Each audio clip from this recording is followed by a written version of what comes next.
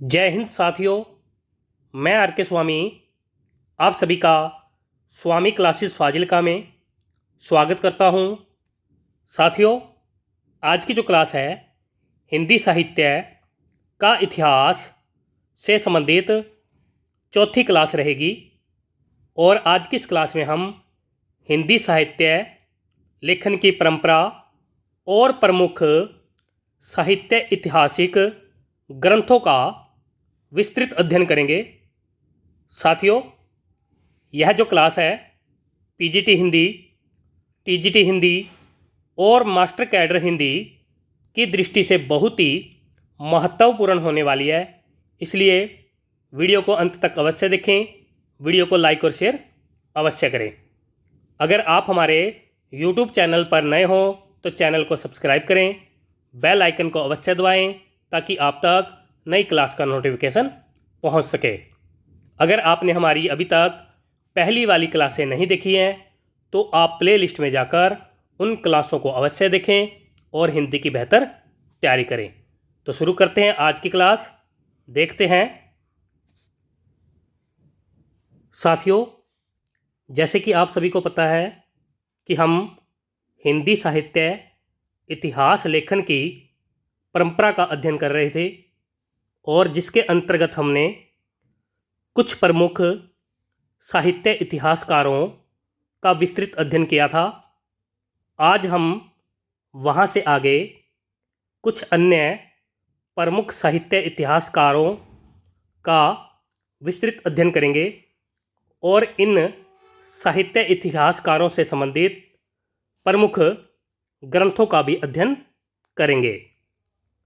साथियों, 5 नंबर पर साहित्य इतिहासकार हैं आचार्य रामचंद्र शुक्ल जी। इनका जन्म 4 अक्टूबर 1884 ईस्वी में हुआ माना जाता है। इनका जन्म स्थान अगोना, बस्ती, उत्तर प्रदेश माना जाता है और इनकी मृत्यु 2 फरवरी 1941 ईस्वी में हुई मानी जाती है और इनका मृत्यु स्थान वाराणसी माना जाता है। इनके पिता का नाम चंद्रवली शुक्ल जी माना जाता है। माता का नाम विभावी जी माना जाता है। आगे देखते हैं।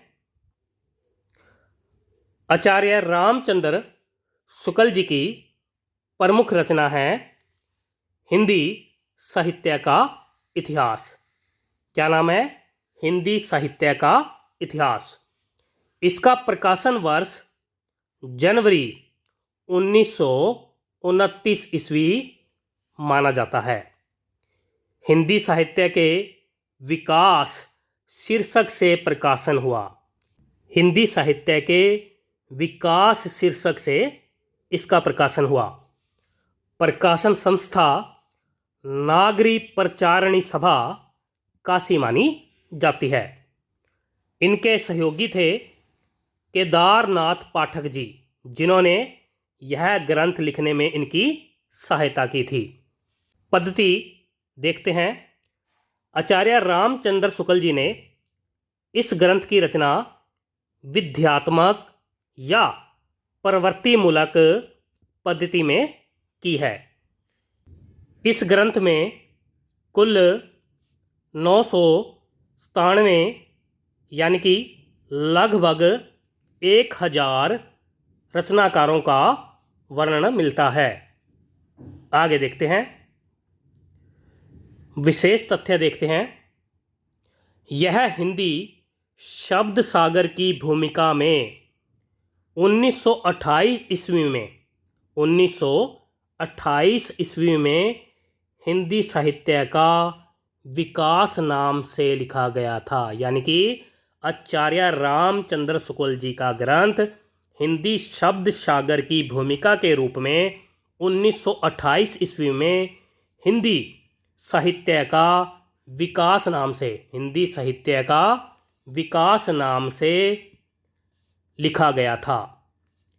हिंदी शब्दकोश लिखने के लिए, हिंदी शब्दकोश लिखने के लिए सरयूकरण पारिक जी, हरदेव बाहरी जी अध्यक्ष थे और आचार्य रामचंद्र शुक्ल जी की 1908 ईस्वी में नियुक्ति की गई।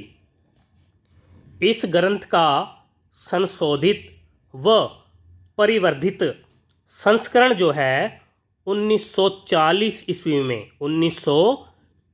ईस्वी में हिंदी साहित्य का इतिहास नाम से प्रकाशित कराया गया था। यानी कि आचार्य रामचंद्र शुक्ल जी का जो ग्रंथ है सबसे पहले हिंदी साहित्य का विकास नाम से प्रकाशित हुआ, लेकिन इसका जो संशोधित संस्करण है वह 1940 ईस्वी में आया और किस नाम से आया? हिंदी साहित्य का इतिहास नाम से। हिंदी साहित्य का इतिहास नाम से। इसमें हिंदी साहित्य को 4 युगों, यानी कि इस ग्रंथ में हिंदी साहित्य को 4 युगों में विभाजित किया गया। इस ग्रंथ में लगभग 900 वर्षों के इतिहास का वर्णन किया गया है। साथियों, शायद मैंने आपको पिछली क्लास में टंकन अशुद्धि के कारण ग्रियर्सन जी के इतिहास ग्रंथ में आपको बता दिया था कि वहाँ पर 900 वर्षों का वर्णन किया गया है, लेकिन आप उसको ठीक कर लेना। ग्रियर्सन जी के इतिहास ग्रंथ में लगभग 1100 वर्षों का वर्णन किया गया है। 900 वर्षों का वर्णन तो आचार्य रामचंद्र शुक्ल जी के इतिहास ग्रंथ में मिलता है। आगे देखते हैं। इसमें आचार्य रामचंद्र शुक्ल जी ने दोहरा नामकरण का प्रचलन किया है। यानी कि आचार्य रामचंद्र शुक्ल जी ने अपने इतिहास ग्रंथ में काल विभाजन का दोहरा नामकरण किया है, यानी कि 2 नाम दिए हैं। जैसे आदिकाल को इन्होंने वीर गाथा काल कहा है, इसी प्रकार से भक्ति काल को इन्होंने पूर्व मध्यकाल कहा है और रीतिकाल को इन्होंने उत्तर मध्यकाल कहा है। इसके साथ ही आधुनिक काल को इन्होंने गद्यकाल नाम भी दिया है। इस ग्रंथ में आचार्य रामचंद्र शुक्ल जी ने हिंदी साहित्य का आरंभ सिद्ध साहित्य से माना है। यानी कि आचार्य रामचंद्र शुक्ल जी क्या कहते हैं कि हिंदी साहित्य का जो इतिहास है वह सिद्ध साहित्य से आरंभ होता है। इस ग्रंथ का आरंभ सिद्धों की वाणियों से किया गया है। शुक्ल जी के अनुसार, यानी कि आचार्य रामचंद्र शुक्ल जी के अनुसार, कविता जीवन और जगत की अभिव्यक्ति है। कविता जीवन और जगत की अभिव्यक्ति है। इस ग्रंथ में शुक्ल जी ने कहा है कि प्रत्येक देश का साहित्य वहाँ की जनता की चित्तवृत्ति यानी कि मनोवृत्ति का संचित प्रतिबिंब होता है। सभी साथी याद कर लेंगे, बहुत ही महत्वपूर्ण तथ्य है। आचार्य रामचंद्र शुक्ल जी क्या कहते हैं कि प्रत्येक देश का साहित्य वहाँ की जनता की चित्तवृत्ति का संचित प्रतिबिंब होता है। इसी ग्रंथ में आचार्य रामचंद्र शुक्ल जी ने ये कहा है। आगे देखते हैं। शुक्ल जी ने भक्ति काल को सर्वप्रथम शुद्ध दार्शनिक एवं धार्मिक आधार प्रतिष्ठित किया है। यानी कि आचार्य रामचंद्र शुक्ल जी ने भक्ति काल को सबसे पहले शुद्ध दार्शनिक एवं धार्मिक आधार प्रतिष्ठित किया है। आगे देखते हैं। इस ग्रंथ के लेखन में यानी कि आचार्य रामचंद्र शुक्ल जी ने इस ग्रंथ को लिखने के लिए निम्नलिखित रचनाओं से विशेष साहित्य सामग्री ग्रहण की थी। नंबर 1 पर है मिश्र बंधु विनोद, जिसके रचनाकार हैं मिश्र बंधु जी। नंबर 2 पर है हिंदी कोविद रत्नमाला, जिसके रचनाकार है श्याम सुंदर दास जी। नंबर 3 पर है कविता कौमुदी, जिसके रचनाकार है राम नरेश त्रिपाठी जी। और नंबर 4 पर है ब्रज माधुरी सार, जिसके रचनाकार है योगी हरि जी। यानी कि इन चारों ग्रंथों से आचार्य रामचंद्र शुक्ल जी ने सामग्री ग्रहण की थी। आगे देखते हैं। नंबर 6 पर है साहित्य इतिहासकार डॉक्टर राम कुमार वर्मा जी। इनका जन्म 15 सितंबर 1905 ईस्वी में हुआ माना जाता है और जन्म स्थान सेंट्रल प्रोविंस सागर जिला मध्य प्रदेश माना जाता है और इनकी मृत्यु 1990 ईस्वी में हुई मानी जाती है। इनके पिता का नाम है लक्ष्मी प्रसाद वर्मा जी। लक्ष्मी प्रसाद वर्मा जी डॉक्टर राम कुमार वर्मा जी के पिता माने जाते हैं। इनकी माता का नाम श्रीमती राजरानी देवी जी माना जाता है। इनकी रचना का नाम है हिंदी साहित्य का आलोचनात्मक इतिहास। सभी साथी याद कर लेंगे, बहुत ही महत्वपूर्ण है, अक्सर परीक्षा में पूछा ही जाता है। हिंदी साहित्य का आलोचनात्मक इतिहास के लेखक हैं डॉक्टर राम कुमार वर्मा जी। आगे देखते हैं। इसका प्रकाशन वर्ष 1938 माना जाता है। आगे देखते हैं। विशेष तथ्य, इस ग्रंथ में 693 ईस्वी से 1693 ईस्वी तक के समय का ही वर्णन हुआ है। इसमें आदिकाल यानी कि संधि काल से भक्ति काल तक का वर्णन है। यानी कि डॉक्टर राम कुमार वर्मा जी ने अपने इतिहास ग्रंथ में जो है आदिकाल से लेकर भक्ति काल तक का ही वर्णन किया है। यह एक अधूरा इतिहास ग्रंथ है। यानी कि डॉक्टर राम कुमार वर्मा जी का जो इतिहास ग्रंथ है यह अधूरा इतिहास ग्रंथ है। यह ग्रंथ आलोचनात्मक पद्धति में रचित है। सभी साथी याद कर लेंगे, यह जो ग्रंथ है आलोचनात्मक पद्धति में रचित है। संपूर्ण ग्रंथ को 7 प्रकरण में विभक्त किया गया है। डॉक्टर राम कुमार वर्मा जी ने स्वयंभू जी को हिंदी का प्रथम कवि माना है। यह भी बहुत ही महत्वपूर्ण तथ्य है। डॉक्टर राम कुमार वर्मा जी ने स्वयंभू जी को हिंदी का प्रथम कवि माना है। स्वयंभू जी को अपभ्रंश का प्रथम कवि भी माना जाता है। आगे देखते हैं। इसमें हिंदी साहित्य का आरंभ यानी कि इस ग्रंथ में हिंदी साहित्य का आरंभ 993 ईस्वी से ही स्वीकार किया गया है। आगे देखते हैं।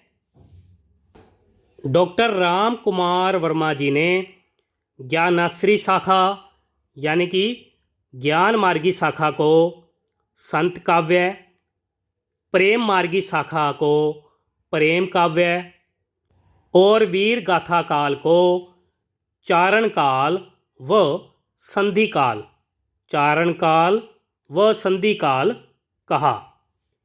इन्होंने अपनी पहली कविता मात्र 17 वर्ष की अल्प आयु में देश सेवा क्या नाम है, देश सेवा शीर्षक से लिखी थी, जिस पर इन्हें यानी कि डॉक्टर राम कुमार वर्मा जी को 51 रुपये का पुरस्कार भी मिला था। यानी कि डॉक्टर राम कुमार वर्मा जी की प्रथम कविता है देश सेवा। सभी साथी याद कर लेंगे। आगे देखते हैं। डॉक्टर राम कुमार वर्मा जी की अन्य प्रमुख रचनाएं। नंबर 1 पर है वीर हमीर। वीर हमीर इसका प्रकाशन वर्ष 1922 ईस्वी माना जाता है। नंबर 2 पर है चित्तौड़ की चिंता।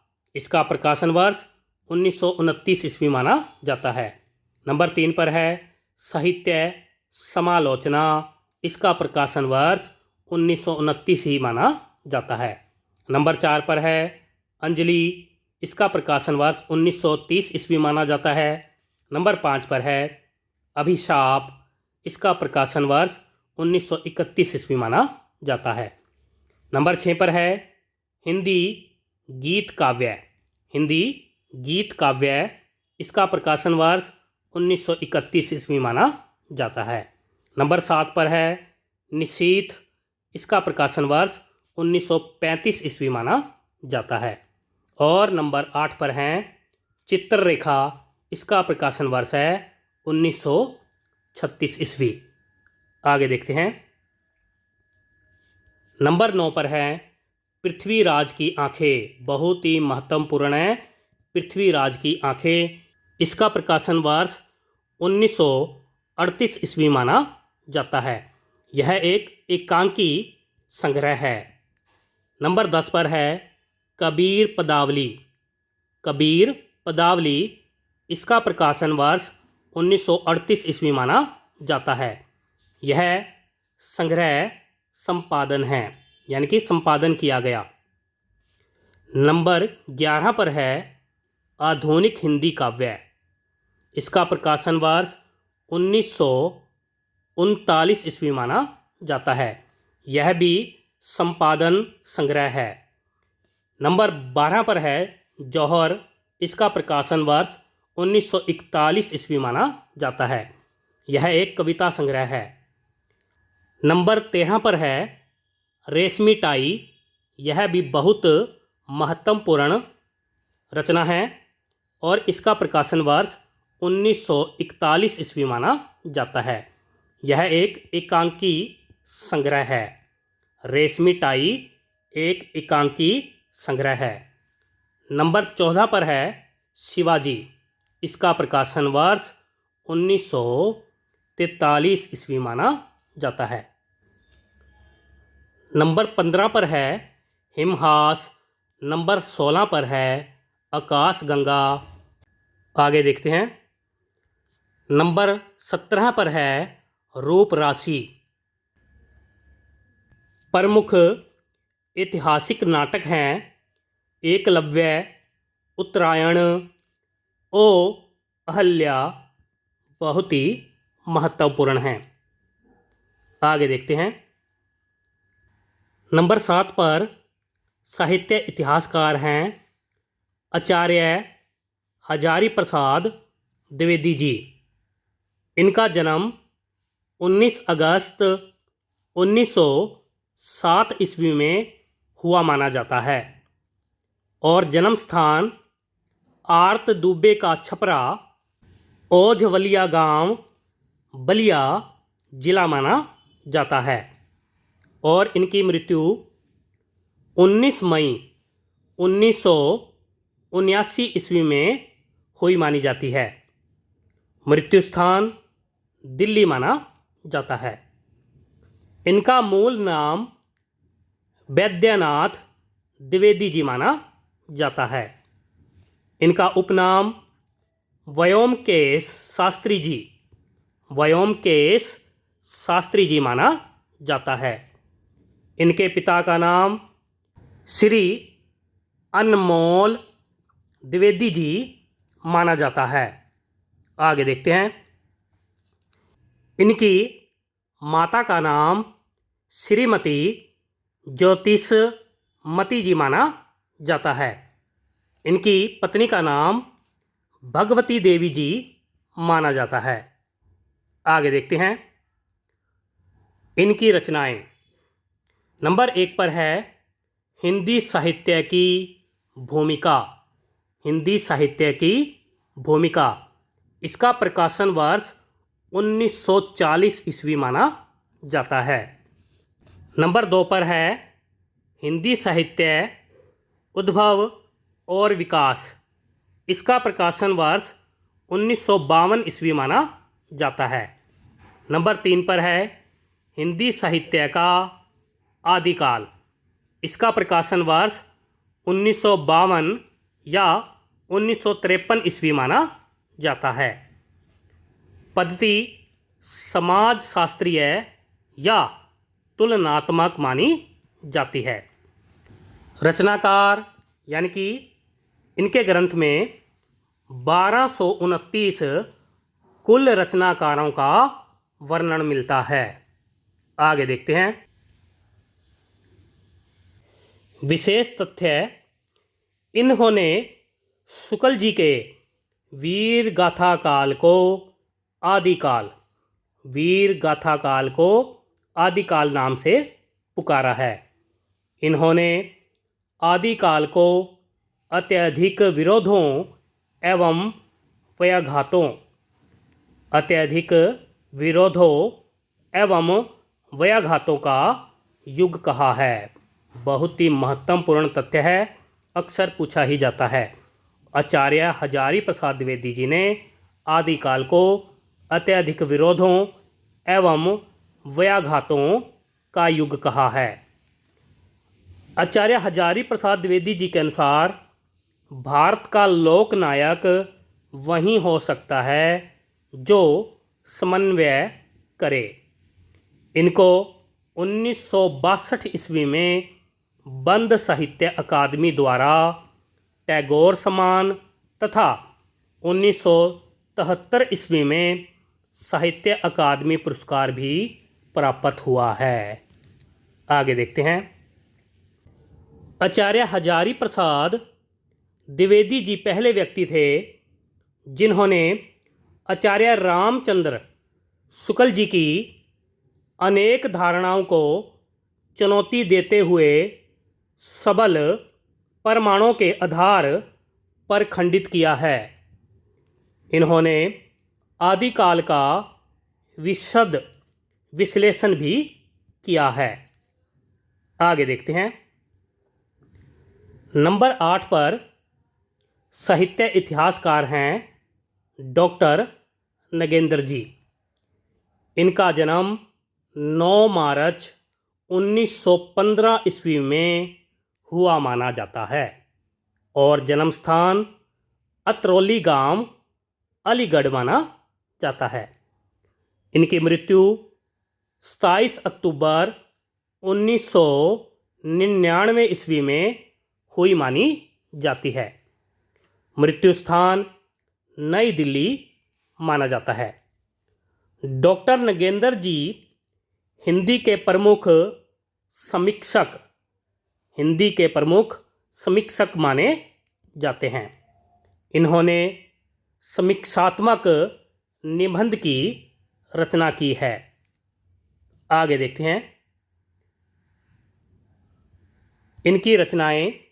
नंबर 1 पर हैं हिंदी साहित्य का वृहत इतिहास। इसका प्रकाशन वर्ष 1973 ईस्वी माना जाता है। 10वां खंड था। नंबर 2 पर है हिंदी काव्य की भूमिका। नंबर 3 पर है हिंदी साहित्य का इतिहास। इसका प्रकाशन वर्ष 1973 ईस्वी माना जाता है। डॉक्टर नगेंद्र जी ने इस ग्रंथ का संपादन किया था, यानी कि डॉक्टर नगेंद्र जी ने हिंदी साहित्य का इतिहास ग्रंथ का संपादन किया है। विशेष तथ्य देखते हैं। इन्होंने 1948 ईस्वी में रीति काव्य की भूमिका और महाकवि देव विषय पर शोध उपाधि प्राप्त की थी। आगे देखते हैं। नंबर 9 पर साहित्य इतिहासकार हैं डॉक्टर गणपति चंद्र गुप्त जी। इनका जन्म 25 जुलाई 1928 ईस्वी में हुआ माना जाता है और जन्म स्थान मंडा यानी कि सुरेरा राजस्थान माना जाता है। इनकी रचना है हिंदी साहित्य का वैज्ञानिक इतिहास। हिंदी साहित्य का वैज्ञानिक इतिहास जो रचना है डॉक्टर गणपति चंद्र गुप्त जी की मानी जाती है। प्रकाशन वर्ष देखते हैं। इस ग्रंथ का प्रकाशन 2 भाग में हुआ। प्रथम भाग 1964 ईस्वी में प्रकाशित हुआ। द्वितीय भाग 1965 ईस्वी में प्रकाशित हुआ। आगे देखते हैं। विशेष तथ्य देखते हैं। यह ग्रंथ वैज्ञानिक पद्धति में रचित है। इन्होंने यानी कि डॉक्टर गणपति चंद्र गुप्त जी ने भक्तिकालीन साहित्य को 3 श्रेणियों में वर्गीकृत किया है। नंबर 1 पर है धर्माश्रित काव्य, नंबर 2 पर है राजाश्रित काव्य और नंबर 3 पर है लोक आश्रित काव्य। इन्होंने यानी कि डॉक्टर गणपति चंद्र गुप्त जी ने जैन कवि शालिभद्र सूरी जी को हिंदी साहित्य का पहला कवि माना है। आगे देखते हैं। विशेष उपलब्धियां। हिंदी काव्य में श्रृंगार परंपरा और महाकवि बिहारी विषय पर PhD 1959 ईस्वी में की है। साहित्य विज्ञान विषय पर D.Litt 1965 ईस्वी में की। हिमाचल प्रदेश विश्वविद्यालय एवं कुरुक्षेत्र विश्वविद्यालय के कुलपति भी रहे हैं। आगे देखते हैं। अन्य प्रसिद्ध प्रकाशित रचनाएं यानी कि डॉक्टर गणपति चंद्र गुप्त जी की अन्य प्रसिद्ध रचनाएं। रस सिद्धांत का पुनर्विवेचन। इसका प्रकाशन 1971 ईस्वी में हुआ माना जाता है। महादेवी नया मूल्यांकन। भारतीय एवं पाश्चात्य काव्य सिद्धांत। हिंदी साहित्य का विकास और आदिकाल की प्रामाणिक रचनाएं। ये सभी डॉक्टर गणपति चंद्र गुप्त जी की प्रमुख रचनाएं मानी जाती है। आगे देखते हैं। नंबर 10 पर नागरी प्रचारणी सभा काशी द्वारा प्रकाशित ऐतिहासिक ग्रंथ का अध्ययन करेंगे। रचना यानी कि ग्रंथ का नाम है हिंदी साहित्य का वृहत इतिहास। यह ग्रंथ 16 खंड में प्रकाशित हुआ। प्रथम खंड यानी कि प्रथम खंड का नाम है हिंदी साहित्य की पीठिका। इसका संपादन डॉक्टर राजबली पांड्य जी ने किया। आगे देखते हैं। षष्ठ यानी कि 6वां खंड, इसका नाम है रीतिकाल। इसका संपादन डॉक्टर नगेंद्र जी ने किया। अंतिम यानी कि 16वां खंड का नाम है हिंदी का लोक साहित्य। इसका संपादन राहुल साकृत्यायन जी ने किया। आगे देखते हैं। विशेष तथ्य देखते हैं।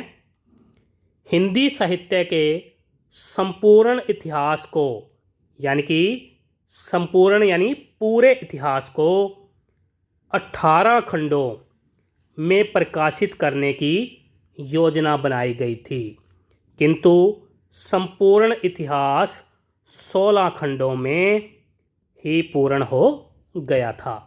यानी कि नागरी प्रचारणी सभा काशी ने हिंदी साहित्य के संपूर्ण इतिहास को 18 खंडों में प्रकाशित करने की योजना बनाई थी, लेकिन संपूर्ण इतिहास जो है 16 खंडों में ही पूर्ण हो गया था।